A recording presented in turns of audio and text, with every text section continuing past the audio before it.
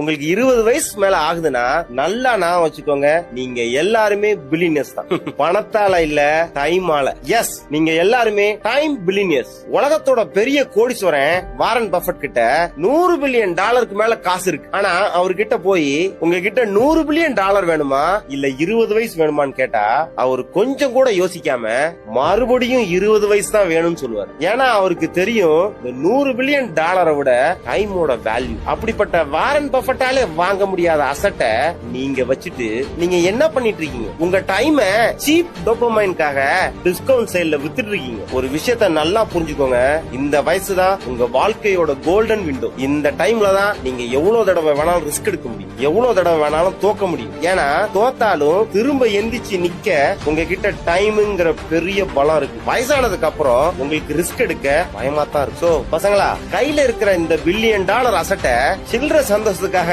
என்னைக்கும் அதை வேஸ்ட் பண்ணிடாதீங்க.